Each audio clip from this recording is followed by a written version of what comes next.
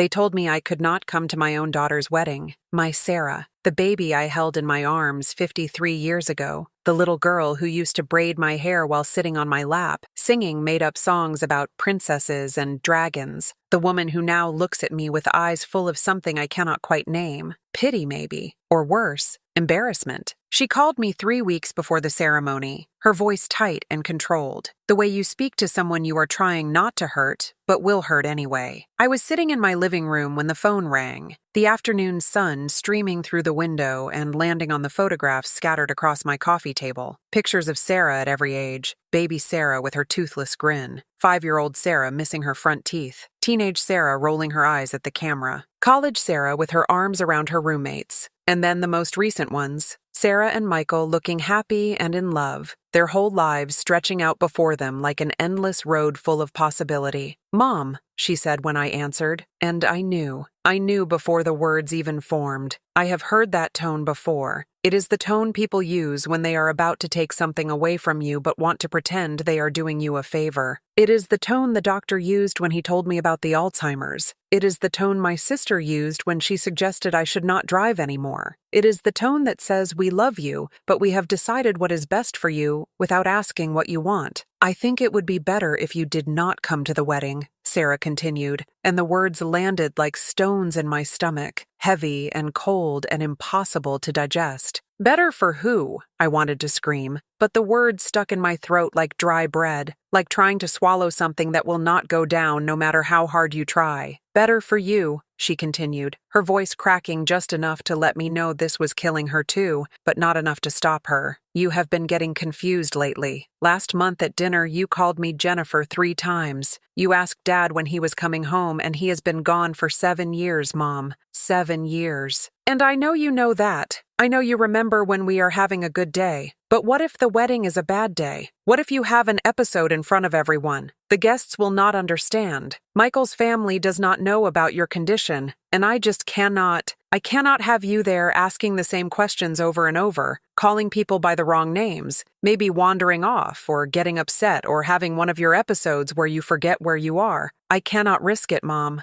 I cannot risk my wedding day becoming about managing your disease instead of celebrating our marriage." Each word was like a knife, sharp and precise, cutting away at everything I thought I knew about my relationship with my daughter. I wanted to argue. I wanted to tell her that I have good days and bad days, and that my love for her transcends both. I wanted to remind her of every sacrifice I made, every time I put her needs before my own, every moment I stood by her side no matter what. But the truth is, she was not entirely wrong. I do get confused. I do forget things. Last month at that dinner, she mentioned, I really did call her Jennifer, which was the name of her childhood best friend, and I could see the hurt flash across her face each time I did it. I really did ask about her father, forgetting for those terrible moments that he was gone, that cancer had taken him from us, that I had sat by his bedside and held his hand as he took his last breath. I sat in my kitchen after that call, the same kitchen where I taught Sarah to crack eggs without getting shell in the bowl, where we made Christmas cookies every December with red and green sprinkles, where she would stand on a step stool next to me, her little hands covered in flour, her face serious with concentration as she pressed cookie cutters into the dough. The same kitchen where I held her when her first boyfriend broke her heart and she sobbed into my shoulder for 3 hours straight, where we celebrated her college acceptance with champagne and tears of joy, where just last year she told me she was engaged, and we cried together again, this time because she was so happy, and I was so proud. The light was fading through the window, that golden afternoon light that makes everything look like a memory even while it is happening, the kind of light that photographers call the golden hour, when everything is soft and beautiful and somehow more real than real life. My hands were shaking as I set the phone down on the counter, and I could not tell if it was the disease or just the weight of what she had said pressing down on every bone in my body. The kitchen suddenly felt too small, too quiet, too full of ghosts. I could see my younger self standing at the stove, stirring soup for a sick Sarah. I could see my husband sitting at the table, reading the newspaper and drinking his coffee, looking up to wink at me when I passed by. I could see all the versions of myself that had existed in this space, and I wondered which one was the real me now. The mother who raised a daughter with love and patience? Or the confused old woman who could not be trusted to attend a wedding without causing problems? You forget things. The doctors told me 8 months ago when they finally gave me the diagnosis I had been dreading. I had known something was wrong for over a year before that. Little things at first. Forgetting where I put my keys, walking into a room and not remembering why, calling my neighbor by the wrong name. I convinced myself it was normal aging, stress, too much on my mind. But then the little things became bigger things. I got lost driving to the grocery store I had been going to for 30 years.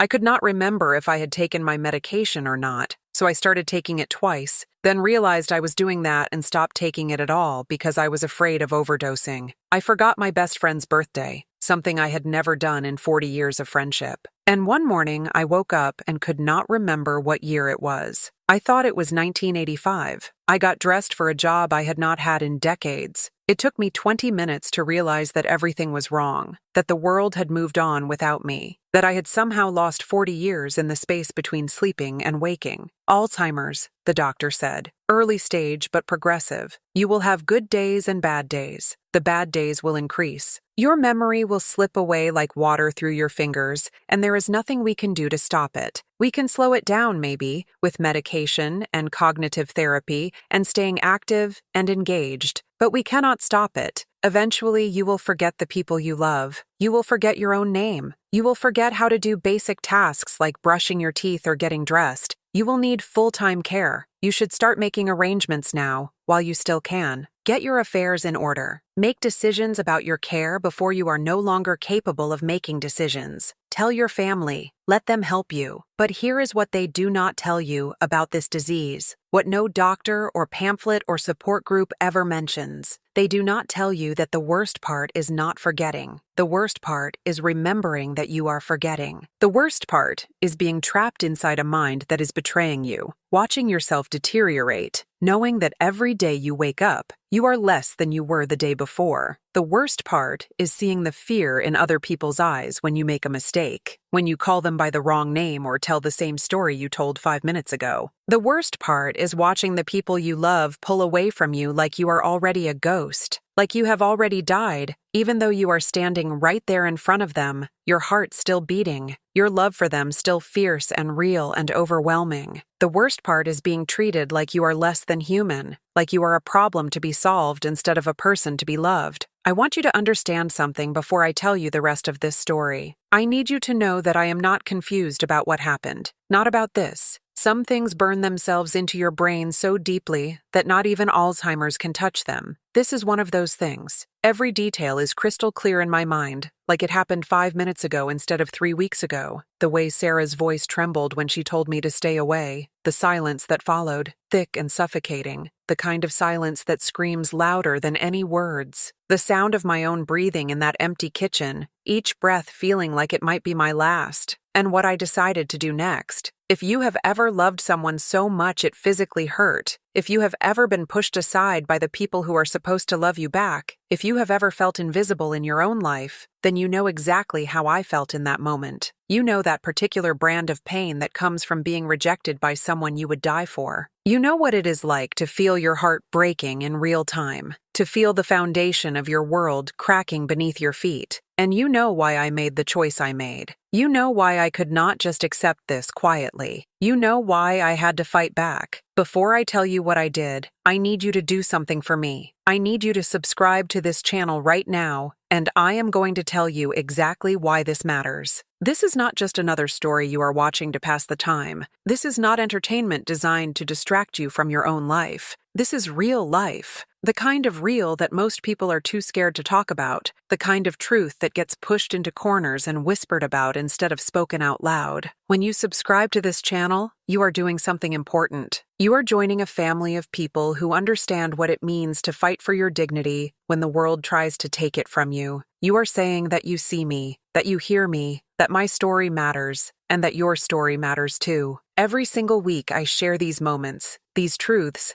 that no one else wants to acknowledge. These stories about what it really means to get older, to get sick, to be pushed aside by a society that values youth and perfection and convenience. I share them because I know there are people out there who need to hear them, who need to know they are not alone in their struggle, who need to feel seen and validated and understood. Hit that subscribe button right now because you deserve to hear stories that treat you like you matter, because you do matter, more than you know, more than anyone has probably told you in a long time. Hit subscribe because the next story I tell might be exactly what you need to hear on your darkest day. It might be the thing that helps you feel less alone. It might be the reminder you need that you are still here, you are still fighting, you are still worthy of love and respect and dignity, no matter what anyone else says. When you subscribe, you are not just helping me, you are helping every single person who comes to this channel feeling broken and lost and invisible. You are building a community where people can come and feel safe, where they can hear their own experiences reflected back to them, where they can remember that they are not the problem, that their worth is not determined by their ability to be convenient or easy or perfect. So do it now. Click that button. Join us. Become part of something bigger than yourself. Become part of a movement of people who refuse to disappear quietly. The deed to the house sat in my safe deposit box at the bank, the same place it had been for 32 years, ever since my parents passed away within 6 months of each other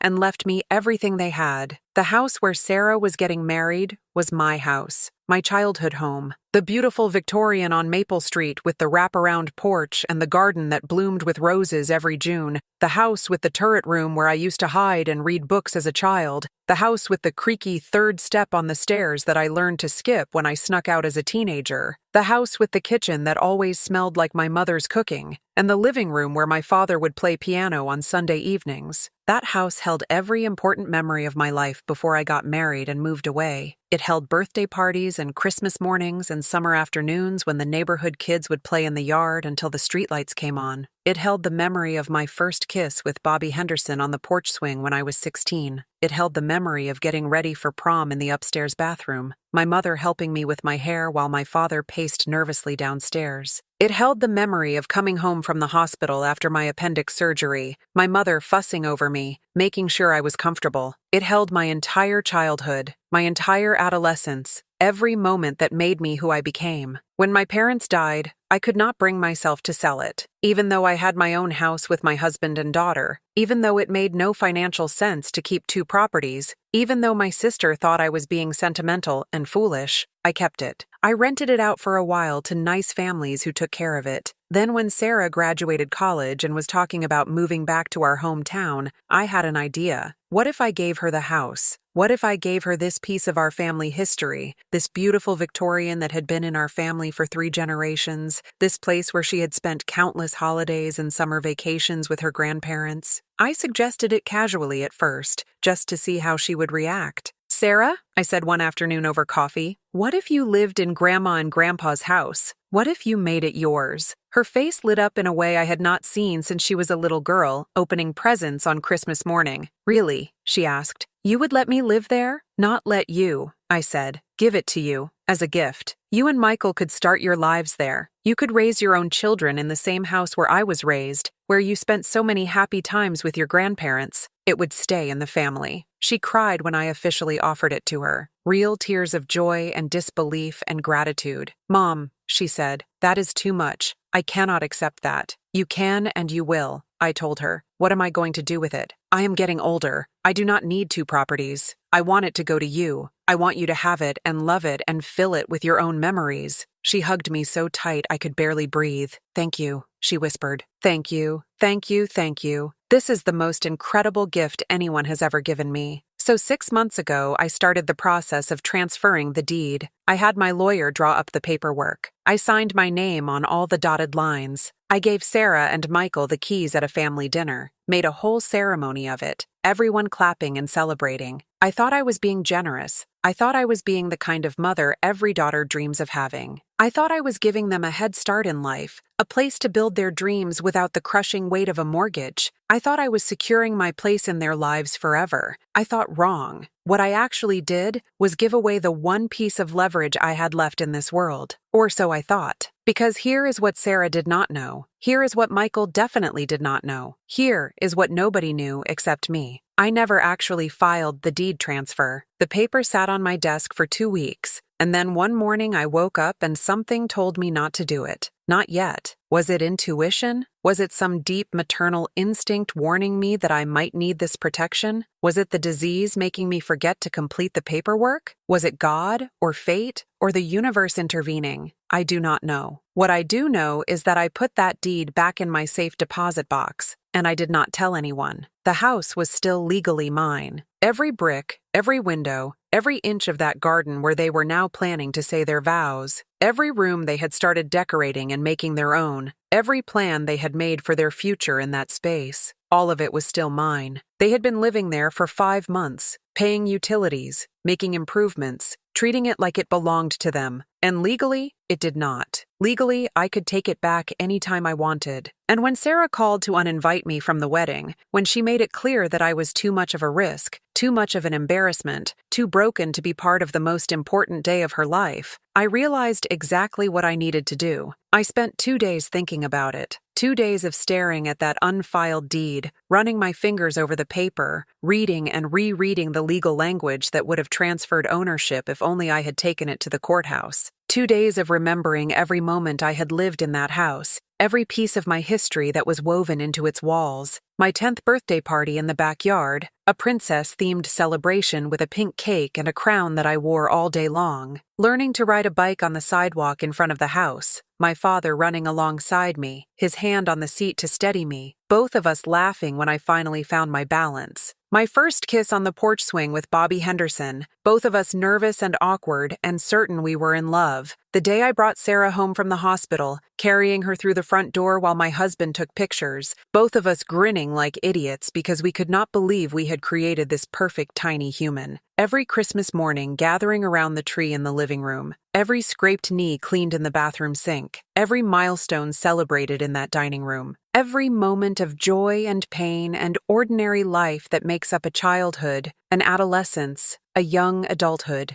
That house held 53 years of my life between its walls, and my daughter, the person I loved more than anyone else on this earth, told me I was not good enough to witness her wedding there, not stable enough, not presentable enough, not worth the risk of embarrassment in front of people who did not even know me, people whose opinions should not matter more than my presence, but somehow did. Those 2 days, I barely slept. I would lie in bed at night playing out different scenarios in my mind. What if I just accepted her decision? What if I stayed home on her wedding day, watched television or read a book or went for a walk, anything to distract myself from the knowledge that my only child was getting married and I was not there? What if I was the bigger person, the understanding mother, the one who put her daughter's happiness above her own hurt? But every time I tried to convince myself to do that, I felt this rage building inside me. This hot, fierce, undeniable rage that I had no right to feel but felt anyway. This sense that if I let this go, if I disappeared quietly the way Sarah wanted me to, I would be setting a precedent for the rest of my life, however long that turned out to be. I would be teaching her that it was okay to push me aside when I became inconvenient, that my dignity was negotiable, that my place in her life was conditional on my ability to perform normalcy, and I could not do it. I could not make myself small and quiet and convenient. I could not pretend this was okay, so I made a decision. I got dressed in my best outfit, the navy blue dress with the pearl buttons that Sarah always said made me look elegant, the dress I bought specifically for important occasions, the dress that made me feel like someone worthy of respect. I did my makeup carefully, taking my time with the eyeliner because my hands shake now, and I did not want to look messy, did not want to give anyone any reason to look at me and think confused old woman. I put on the diamond earrings my husband gave me for our 25th anniversary, the ones he saved up for months to buy, the ones I only wear when I want to feel close to him,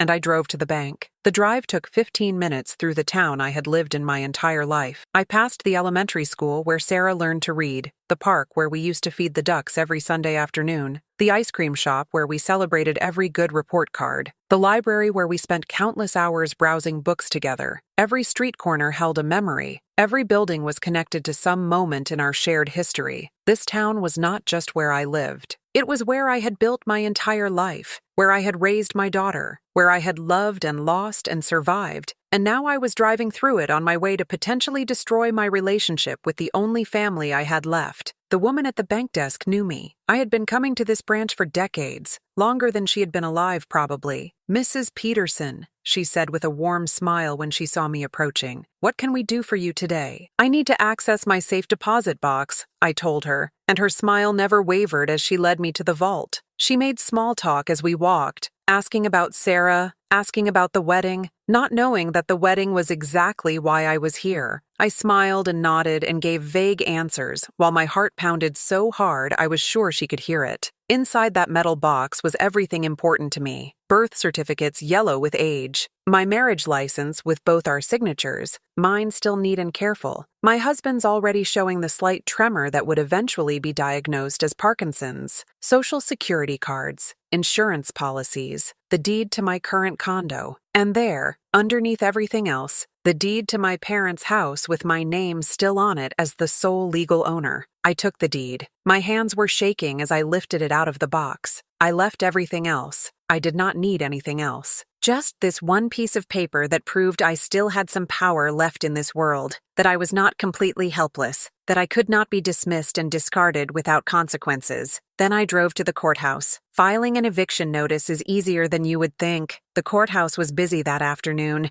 people moving in and out with their own legal troubles, their own dramas, their own desperate attempts to assert their rights in a world that often feels designed to strip them away. I stood in line for 20 minutes, clutching the deed in my hands, my mind racing with second thoughts and justifications and fears. The clerk barely looked at me when it was finally my turn. She was young, maybe 30, with tired eyes, and the expression of someone who has processed thousands of these forms and sees nothing special or significant in any of them. "Property address," she asked in a bored voice, and I gave it to her. My voice sounded strange to my own ears, too calm, too controlled, like I was ordering coffee instead of potentially destroying my relationship with my daughter. "Names of current occupants," she continued, clicking her pen, and I spelled out Sarah's name and Michael's name, letter by letter, my voice steady, even though my heart was hammering against my ribs so hard I thought it might crack them. "Reason for eviction," she asked, and I paused. This was the moment. This was where I could still back out. I could tell her I made a mistake. I could grab the deed and walk out of that courthouse and pretend this never happened. I could go home and call Sarah and apologize for even thinking about doing something so cruel, so vindictive, so calculated to hurt her. But then I remembered her voice on the phone. "I think it would be better if you did not come to the wedding." Better for who? Better for everyone except me. Better for preserving the illusion that everything was perfect. Better for protecting the feelings of strangers over the feelings of the woman who gave her life. What do you say when they ask for a reason? "My daughter uninvited me from her wedding, so I am taking back the house I gave her." That sounds crazy. That sounds like something a bitter old woman would do. Someone who cannot handle the reality of aging and illness and becoming inconvenient. That sounds like exactly the kind of thing Sarah accused me of when she decided I was too unstable to attend her wedding. "Lease violation," I said instead, because technically there was no lease, and therefore every day they stayed there was a violation of my property rights. It was legal. It was legitimate. It had nothing to do with hurt feelings or wounded pride or the desperate need to prove I still mattered. The clerk stamped the papers without question. The sound of the stamp hitting the paper was so final, so irreversible. I paid the filing fee, $45 to potentially end my relationship with my daughter, $45 to assert my legal rights, $45 to prove that I would not disappear quietly. And just like that, it was done. The eviction notice would be served in 3 days. One day before the wedding. One day before Sarah was supposed to walk down the aisle in the garden of the house I grew up in, the house I had given her, the house I was now taking back. I walked out of that courthouse feeling like I might throw up. The sun was too bright. The air was too thick. Everything felt wrong and right at the same time.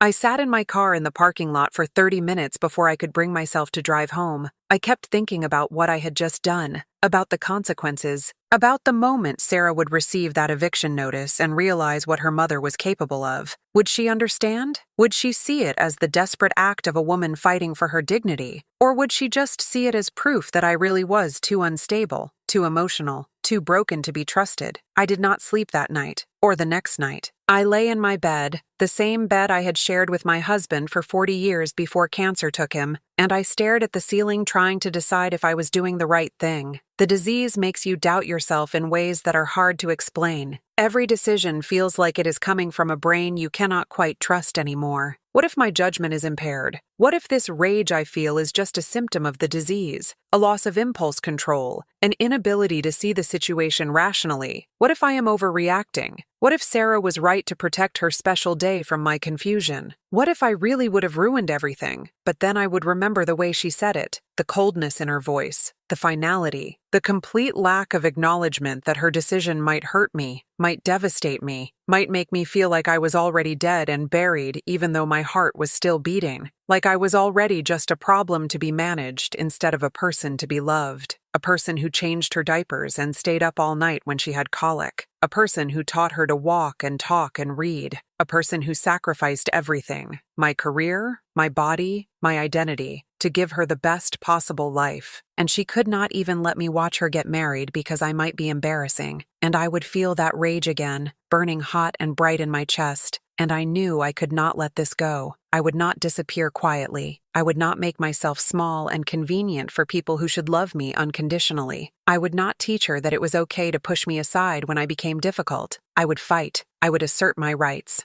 I would remind her that I was still here, still real, still deserving of basic respect and dignity. Even if it meant risking everything. Even if it meant she might never forgive me. Even if it meant spending whatever time I had left alone and unloved. At least I would know I fought back. At least I would know I did not surrender my dignity without a battle. The eviction notice was served on a Tuesday afternoon at 3:17. I know the exact time because I was watching the clock, waiting for it to happen, my stomach in knots, my hands shaking so badly I could barely hold my coffee cup. I knew when the process server would arrive. I knew Sarah would be home because she had taken the week off work to handle last-minute wedding preparations. I knew the notice would be handed to her personally, that she would have to sign for it, that there would be no way to avoid or ignore it. And I knew that within minutes of receiving it, she would call me. I was right. The phone rang at 3:34, 17 minutes after the notice was served. I let it ring 3 times before I answered, trying to steady my breathing, trying to prepare myself for the storm that was about to break. "What did you do?" she screamed into the phone before I could even say hello. Her voice was raw with fury and disbelief and something that sounded like betrayal. I had never heard her sound like that before. Not when she was a teenager and we fought about curfews and boys and the fact that I would not let her get her nose pierced. Not when she was in college, and I told her I did not approve of her boyfriend who turned out to be cheating on her with 3 other girls. Not when she was 25, and I accidentally told her best friend about a surprise party she was planning. Never. Never had I heard this level of rage in her voice, this complete breakdown of the careful politeness we had maintained even during our worst arguments. "What did I do?"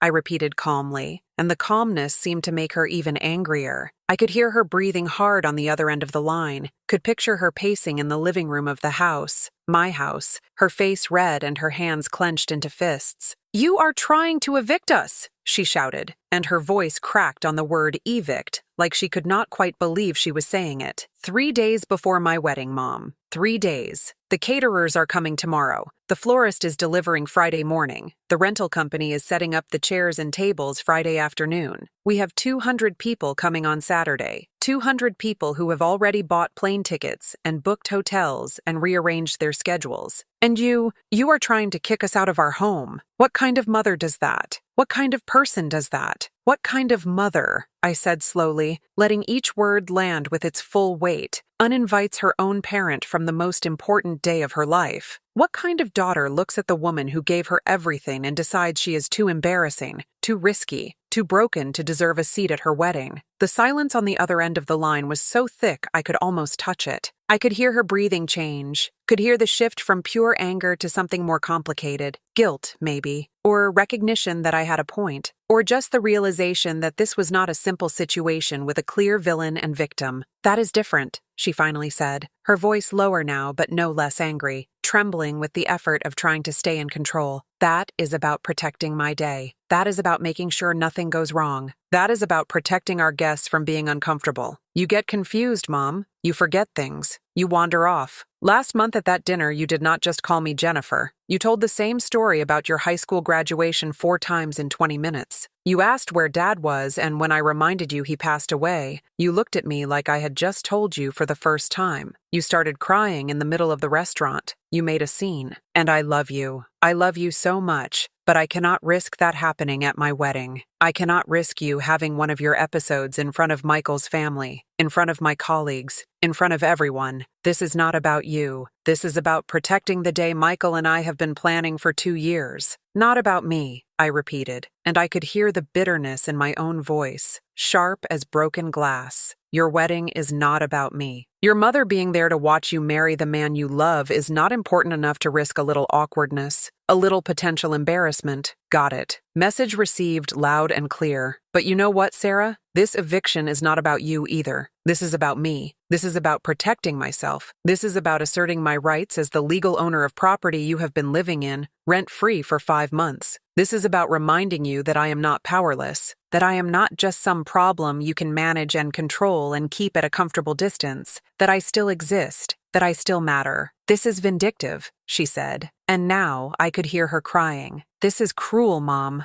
You are trying to destroy my wedding out of spite. You are punishing me for trying to protect myself and my guests. You are being selfish and manipulative, and this is exactly the kind of behavior that made me worried about having you at the wedding in the first place. Am I asked, and my voice was quieter now, but no less firm. Am I punishing you, or am I just reminding you that I still exist, that I am still a person with feelings and rights and the legal ownership of the property you are using for your ceremony, that you cannot just push me aside whenever I become inconvenient, that my dignity matters, that my presence in your life should not be contingent on my ability to be perfect and problem-free? She was sobbing now, full body sobbing. I could hear it in the way her breathing changed, in the little gasps between words, in the way her voice broke apart. Mom, please, she said, and the please sounded like it was being torn out of her. Please do not do this. Please. We have nowhere else to go. The wedding is in 4 days. Everything is already set up. The invitations went out months ago. People are already on their way. We have no backup plan. We have no other venue. You cannot just kick us out. This is our home. You gave it to us. You said it was ours. You said we could make it our own. You cannot take that back now. You are my mother, she continued, her voice rising again with desperation. How can you do this to me? How can you be so cruel? How can you care more about proving a point than about my happiness? How can you put your hurt feelings above my entire wedding? What kind of mother chooses revenge over her daughter's joy? How can you? I replied, and my voice cracked for the first time, the carefully maintained calm finally breaking. How can you treat me like I am already dead? How can you decide that your fear of being embarrassed is more important than having me there to watch you marry the man you love? How can you take everything I gave you? And I do not just mean this house. I mean everything. 53 years of loving you more than my own heartbeat, of putting you first always, of sacrificing everything for your happiness, and tell me I am not good enough to stand in the back row and watch you be happy? How can you? Look at me, your mother, the woman who literally created you and raised you and would die for you without a second thought, and decide I am too much of a liability? How can you do that, and then act surprised when I fight back? The line went quiet again. I could hear her breathing, ragged and unsteady. I could hear her trying to compose herself, trying to find words that would make this better, that would bridge the impossible distance that had opened up between us. I could almost hear her thinking, weighing her options, trying to figure out how to fix this without admitting she was wrong. Mom, she said finally, her voice small and tired and so young, like she was 5 years old again, asking me to fix something she had broken. I did not mean it like that. I did not mean to make you feel like you do not matter. I did not mean to hurt you this badly. Yes, you did, I told her, and I was not angry anymore, just sad, just exhausted, just so deeply disappointed I could barely speak. You meant exactly that. Maybe you did not think of it in those terms. Maybe you told yourself you were being practical, being realistic, being protective, but the result is the same. You looked at me and saw a burden, an embarrassment, a problem, a risk you were not willing to take, and maybe I am all those things now. Maybe this disease is turning me into someone you do not recognize, someone who is difficult and unpredictable and inconvenient. But I am still your mother. I still remember the day you were born, September 14th at 6:23 in the morning after 16 hours of labor, the way you fit perfectly in the crook of my arm, the way you looked up at me with those enormous blue eyes like you were trying to figure out who I was. I remember the way you smelled, like milk and baby powder and something indefinable that was just you. I remember teaching you to read, sounding out words together in the evenings before bed. I remember watching you graduate high school, so proud I could barely stand it. I remember helping you move into your first apartment, both of us crying because you were leaving home. I remember all of it, Sarah, every single moment, the good and the bad and the ordinary days in between that make up a life. And you want to take this moment from me, this wedding, this celebration of your love, because you are afraid I might forget someone's name or ask a question twice? She was sobbing now, full-on sobbing like her heart was breaking. "Mom, I am sorry," she kept saying, over and over like a prayer or a plea. "I am so sorry. I am so sorry. I did not think about it like that. I did not realize how much it would hurt you. I was just scared. I was just trying to make everything perfect. And I thought you would understand. I thought you would want me to have a perfect day. I do want you to have a perfect day," I told her. "I want you to be happy. I want you to marry Michael and build a beautiful life together. But Sarah, a perfect day that requires me to disappear is not actually perfect. A happiness that is built on excluding the people who love you is not real happiness. It is just a performance. It is just pretending." But I could hear something else underneath her apology. Resentment, anger, the feeling that I was manipulating her, forcing her hand, using the house as a weapon to get what I wanted. And maybe I was. Maybe that is exactly what I was doing. But I was also fighting for my dignity, for my place in my own daughter's life, for the right to exist as something more than a disease, more than a collection of symptoms, more than a problem to be managed. I told her she had until Friday morning to decide. The wedding was Saturday. Either she could re-invite me properly, with respect and love and an acknowledgement that she was wrong to exclude me, or she could find another venue. Those were the options. There was no middle ground. There was no compromise. This was about principle now. This was about making her understand that I would not accept being treated as less than human. I hung up before she could respond. My hands were shaking so badly I dropped the phone twice trying to set it down on the table. The silence after that call was deafening. I sat in my living room, in the condo I had moved to after giving them the big house, and I felt completely alone. More alone than I had felt since my husband died. More alone than I had felt on those terrible mornings when I woke up and did not know where I was. Because this loneliness was different. This was the loneliness of having burned a bridge, of having done something that could not be undone, of having potentially destroyed the most important relationship in my life. I wondered if I had made a terrible mistake. I wondered if my pride would cost me my daughter. I wondered if this was what the rest of my life would look like. Just me and this disease getting worse every day with no one to help me through it because I had been too stubborn to back down. Thursday came and I heard nothing. Not a call, not a text, not an email, nothing. The rehearsal dinner happened without me, obviously. I sat in my living room that evening, the one in my small condo that felt so cramped and sad compared to the beautiful Victorian where I had grown up, where Sarah was now celebrating with all her friends and family, and I imagined them all there. I could picture it so clearly it hurt. Sarah in some beautiful dress, probably that pale pink one she bought last month that made her look like she was glowing. Michael in a suit, his arm around her, both of them smiling and laughing. Michael's family, people I had met a handful of times, friendly enough but not warm, asking questions about Sarah's family and being told some carefully edited version of the truth that did not include the fact that her mother was too unstable to invite. My brother Tom, probably looking uncomfortable, knowing the real story, maybe trying to defend me or maybe staying quiet to avoid making waves. Friends from college and work and high school, all celebrating this joyous occasion while I sat alone with my memories and my disease and my breaking heart. I almost called her. I sat there with my phone in my hand for an hour, thumb hovering over her name in my contacts, almost pressing it so many times, almost picking up the phone and saying, "Forget it. Forget everything I said. Keep the house. Have your wedding. I will stay away like you wanted. I will not make trouble. I will not be an embarrassment. I will disappear just like you need me to.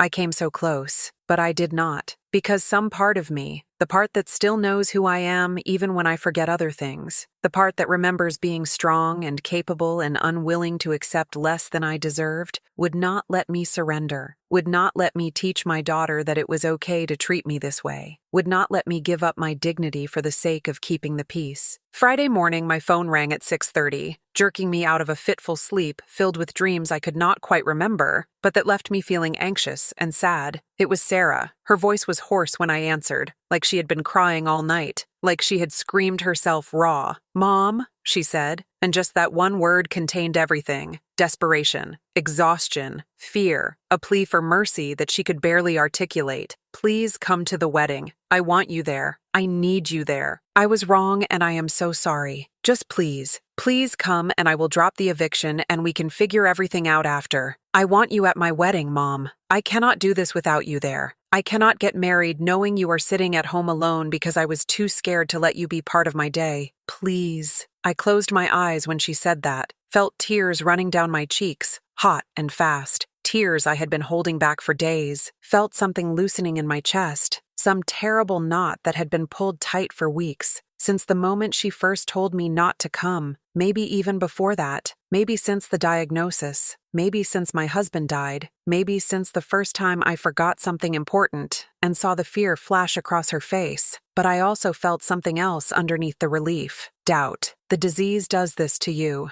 It makes you question everything, especially the good things, especially the moments that feel like victories. Was she saying this because she meant it? Because she had genuinely realized she was wrong and wanted to make it right? Or was she saying it because she had no choice? Because the wedding was tomorrow, and she had nowhere else to go, and 200 guests were already on their way, and she needed the house more than she needed to prove a point. Was this love or logistics? Was this my daughter wanting her mother, or was this my daughter wanting her venue? I could not tell. The disease steals your certainty along with your memories. You start questioning everything. You wonder if the love you see in people's eyes is real or if it is pity. You wonder if the kindness they show you is genuine or if they are just managing you, handling you carefully, like you are a fragile piece of glass that might shatter at any moment. "Sarah," I said slowly, carefully, trying to find the right words. "Why do you want me there? Is it because you realized I deserve to be part of your wedding? Or is it because you need the house?" She made a sound that was half laugh, half sob. "Does it matter?" she asked. "Does the reason matter if the result is the same? If I want you there, if I am asking you to come,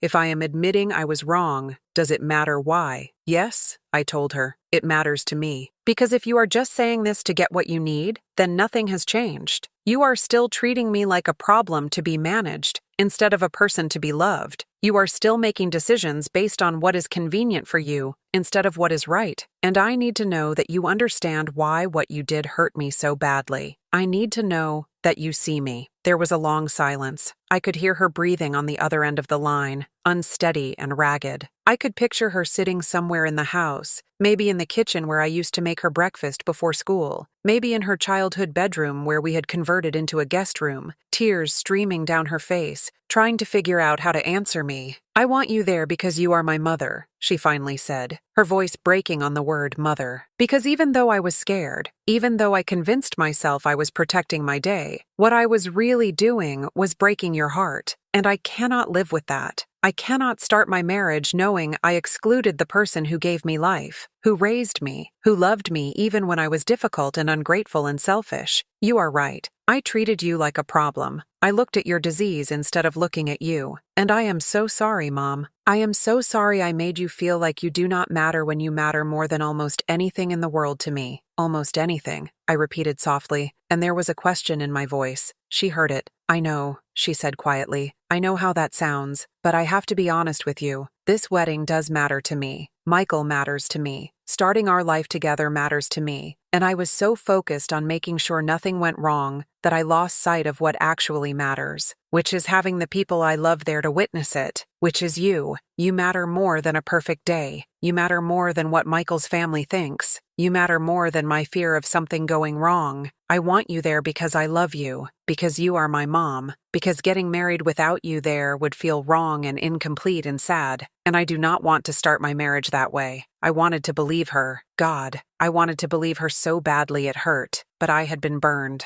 I had been told I was not good enough, not reliable enough, not safe enough to be part of her life in this fundamental way. And even though she was apologizing, even though she was saying the right words, I could not quite trust it. The disease makes you paranoid sometimes, makes you wonder if people are lying to you, if they are pretending to care when they really just want something from you, makes you doubt even the most sincere gestures because you know your brain is not working right, and maybe you are misunderstanding, maybe you are reading things wrong, maybe nothing is what it seems. I need to pause here because I know some of you are watching this and feeling something you have never said out loud. Some of you know exactly what it feels like to be pushed aside by the people who should love you most. Some of you have felt invisible in your own family, like you are there but not really there, like people look through you instead of at you. Some of you have wondered if you are too much trouble, too difficult, too broken to deserve a place at the table anymore. Some of you have been told, directly or indirectly, that you need to make yourself smaller, quieter, more convenient for the people around you. Some of you have swallowed your hurt and your anger and your need to be seen because you were afraid of losing the people you love if you demanded more. I see you, I hear you, and I need you to know you are not alone in this. Right now, I want you to pause this video and go to the comments section. I want you to type these exact words. I deserve to be seen. That is it. Just those 5 words. I deserve to be seen. And when you type that and post it, you are not just talking about me or my story. You are claiming that truth for yourself. You are standing up and saying that your existence matters, that your feelings matter, that you will not disappear quietly just because someone decides you are inconvenient. You are telling everyone else who reads your comment that they matter too. You are building a community of people who refuse to be invisible. Do it now. Type "I deserve to be seen" in the comments. Let your voice be heard. Let other people know they are not fighting this battle alone. Let them know that there are others out there who understand what it feels like to be treated as less than. And when you see other people's comments saying the same thing, respond to them. Tell them you see them. Tell them they matter. Tell them they are not alone. This is how we survive. Not by staying quiet and accepting whatever scraps of dignity people are willing to give us, but by seeing each other, by validating each other, by refusing to let the world make us invisible, by standing together and saying we are here, we matter, we deserve respect and love and basic human dignity. So do it, right now. Comment, "I deserve to be seen." Be part of this community. Be part of this movement of people who are done accepting less than they deserve. I told Sarah I would come to the wedding, but I did not drop the eviction. Not yet. I told her we would talk after the ceremony, after the reception, when all the guests were gone and it was just us again, mother and daughter, the way it used to be. She agreed because she had no choice. Saturday morning arrived with perfect weather, sunny but not too hot, a light breeze that would make the garden ceremony comfortable. I got ready slowly, taking my time with every detail. I wore a dress I had bought specifically for this day, months ago when I still thought I was invited. Pale lavender with lace sleeves. My husband always said I looked beautiful in purple. I did my hair, put on makeup, the diamond earrings again, sprayed perfume on my wrists and neck, looked at myself in the mirror and tried to see what Sarah saw. Did I look confused, unstable, embarrassing? Or did I just look like a woman in her 70s who was doing her best to hold herself together while her brain slowly betrayed her? The drive to the house took 20 minutes. My house. The one I grew up in. The one I had given away and then taken back. I parked on the street because the driveway was full of catering trucks and rental company vans. People were everywhere, setting up chairs in the garden, hanging lights from the trees, arranging flowers on tables. It looked magical, like something from a fairy tale, and for a moment, I forgot why I was angry. For a moment, I just felt grateful that my daughter was happy, that she had found love, that this beautiful celebration was happening at all. Then I saw her. Sarah stood on the porch in her wedding dress, and she was so beautiful it hurt to look at her. The dress was simple and elegant, fitted at the top and flowing at the bottom, with tiny buttons down the back that must have taken someone 20 minutes to fasten. Her hair was swept up. Her makeup was perfect. She looked like a bride. She looked like my little girl. And when she saw me, her face did something complicated. Relief and anger and love and resentment all mixed together in one expression that I will remember for the rest of my life. however long that turns out to be. She walked down the porch steps carefully, holding up her dress so it would not drag on the ground. "Mom," she said when she reached me. "You came." "Of course I came," I told her. "I am your mother." We stood there looking at each other. Two women who shared blood and history and so much pain neither of us knew how to name it. She looked like she wanted to hug me but was not sure if she should. I looked like I wanted to forgive her but was not sure if I could. The moment stretched out between us, awkward and heavy. Then Michael appeared, handsome in his tuxedo, his face carefully neutral. "Mrs. Peterson," he said with a polite nod, "I am glad you could make it." "Are you?" I wanted to ask. "Are you really glad, or are you just relieved that your wedding can proceed as planned?" But I smiled instead, congratulated him, told him he looked very handsome, played the part of the gracious mother of the bride because that is what the moment required. The ceremony started at 2.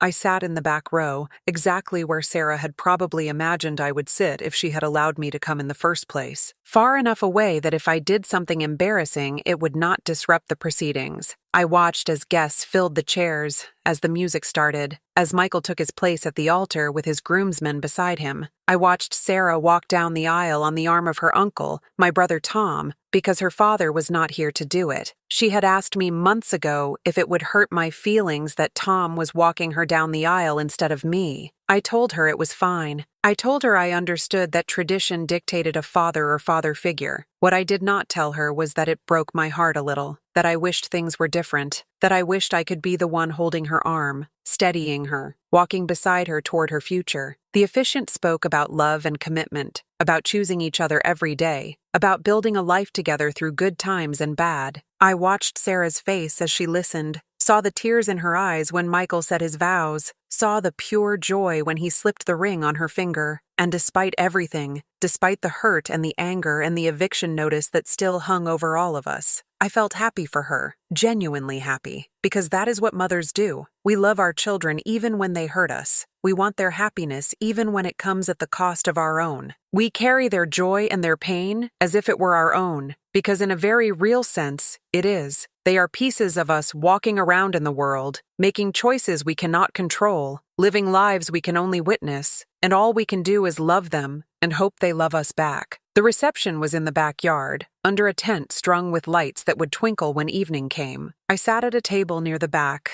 not at the family table where I should have been, but not quite exiled to the edges either, a compromise position. A few people came to say hello, cousins I had not seen in years, Sarah's childhood friends who remembered me from birthday parties and sleepovers. They were kind but careful, like they had been warned to keep the conversations short and simple. "Don't confuse her," I imagined Sarah saying. "Don't ask her complicated questions. Just be nice and move on." I smiled at all of them, made small talk, pretended I did not notice the pity in their eyes. The dinner was served. Speeches were made. Michael's father talked about gaining a daughter. Sarah's uncle talked about watching her grow up. No one mentioned me. No one talked about the mother of the bride because the mother of the bride was a complicated subject, best avoided on a day meant for celebration. I ate my food and drank my wine and watched my daughter dance with her new husband, their faces glowing with happiness, and I tried to feel like I was part of this instead of just a spectator, just a problem that had been managed successfully, just a potential embarrassment that had been contained. As the evening wore on and the dancing continued, I found myself standing at the edge of the garden, looking at the house, my house. The lights were on inside, warm and golden through the windows. I could see into the kitchen where I had learned to cook from my mother, into the living room where my father used to read the newspaper in his favorite chair, into the dining room where we had family dinners every Sunday without fail. This house was my history, my foundation, and I had almost given it away to someone who thought I was too broken to witness her happiness. The thought made me angry again, made my hands clench into fists, made me want to march back to that reception and tell everyone the truth. Tell them how Sarah had uninvited me. Tell them about the eviction notice. Make them all see that this perfect wedding was built on the foundation of excluding the woman who gave the bride life. But I did not do that, because that would have been cruel. That would have been the vindictive, spiteful act Sarah accused me of when I filed the eviction. Instead, I stood there in the twilight, watching the party continue without me really being part of it, and I made a decision. I walked back to the tent, found Sarah talking with some guests, touched her arm gently and asked if we could talk privately for a moment. She looked nervous but agreed. We walked to the porch, away from the noise and the music. "Mom," she started, but I held up my hand. "Let me talk first," I said. She nodded. "I am going to tell you something and I need you to really hear it," I began. "Not just listen, but hear it in your heart. When you told me not to come to this wedding, something broke inside me. Not my mind, the disease is already doing that. Something else. My trust, maybe. My belief that no matter what happens to me, you would still see me as your mother and not just as a problem. I filed that eviction notice because I needed you to understand that I am not powerless, that I am not just someone you can manage and control and keep at a comfortable distance, that I still have agency. I still matter." Sarah was crying, tears streaming down her face, her makeup running. "I am so sorry," she whispered. "I was scared. I did not want anything to go wrong today, and I thought you would be the thing that went wrong. And that was so stupid and so cruel, and I have regretted it every single day since I made that phone call." "I know you were scared," I told her. "I understand. This disease scares me too. I wake up sometimes and I do not know where I am.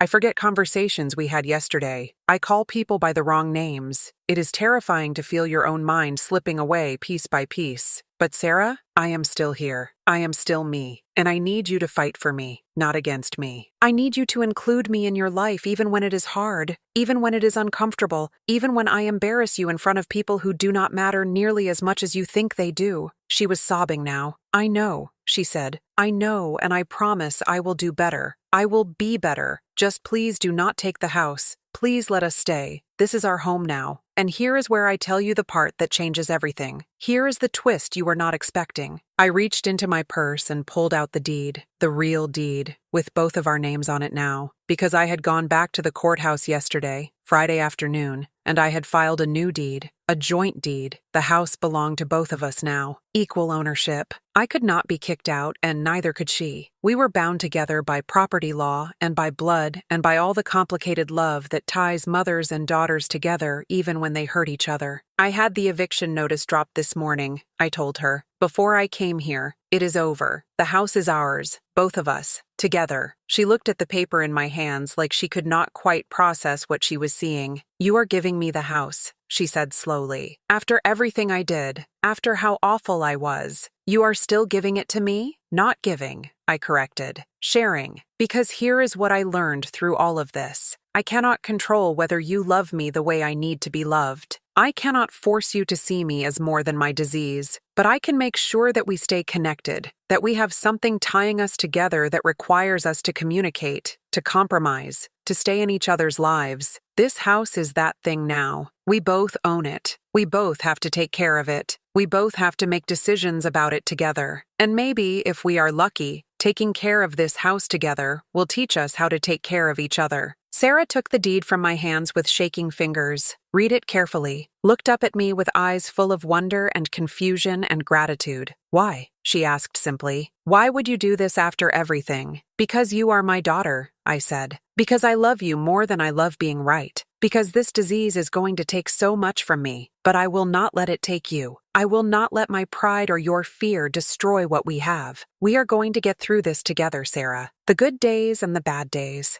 The moments when I am perfectly lucid and the moments when I do not remember your name. All of it. Together." She hugged me then. Really hugged me. Not the careful, gentle hug you give someone fragile, but a real hug. Tight and desperate and full of all the things we could not say with words. I held her in that beautiful wedding dress, and I felt her heart beating against mine, and I thought this moment, right here, this is what I will try to remember when the disease gets worse. This is what I will hold on to when everything else slips away. My daughter in my arms, her love wrapped around me like armor, the two of us standing together in the house that raised me and would now be part of raising her. We went back to the reception together. She introduced me to people I had not met yet, brought me to the family table, and made space for me there, announced to everyone that her mother, her amazing mother, was here, and she wanted everyone to know how grateful she was for me. Some people looked confused because they did not know there had been any drama. Some people looked relieved because they did know and were glad it had been resolved. I did not care what any of them thought. I only cared about Sarah's hand in mine, about being included, about being seen. Later that night, after the guests had gone home and the caterers had packed up and Michael had carried Sarah over the threshold of their house, our house, I drove back to my condo. I was exhausted in a way that had nothing to do with the disease and everything to do with the emotional weight of the day. But I was also lighter somehow, like I had been carrying something heavy for a long time and had finally set it down. I had fought for my dignity and won, not by destroying Sarah's wedding or by forcing her to choose between me and her happiness, but by finding a way to stay connected even when connection seemed impossible, by refusing to disappear, by insisting on being seen. Here is what I need you to understand. This story is not really about a wedding or a house or an eviction notice. It is about what happens when the people we love start to see us as less than human because we are sick or old or different than we used to be. It is about fighting back against that erasure with everything you have. It is about demanding to be treated with dignity even when your brain is betraying you, especially when your brain is betraying you. Because you are more than your disease. You are more than your worst day. You are more than the most embarrassing thing you might do at a party. You are a whole person with a lifetime of love and memories and value that does not disappear just because you forget someone's name or ask the same question twice. If you have stayed with me through this entire story, if you have felt every moment of pain and triumph and complicated love, then I know you understand what I am trying to say. And I need to ask you for something. I need you to subscribe to this channel if you have not already. Not because I need the numbers or the metrics, but because subscribing is an act of solidarity. It is you saying that these stories matter, that the people living them matter, that we all deserve to be heard and seen and valued. When you subscribe, you are joining a community of people who refuse to be invisible, who refuse to let the world decide they are too much trouble or too difficult or too broken. You are saying that dignity is not optional, that love should not be conditional, that every single one of us deserves a place at the table. Hit that subscribe button right now. Join this family. Let us hold each other up through the hard days and celebrate each other through the good ones. Let us be seen together. And if this story moved you, if it made you think or feel or remember something important, leave a comment telling me what it meant to you. Share your own story if you feel safe doing so. Let other people know they are not alone in their struggle.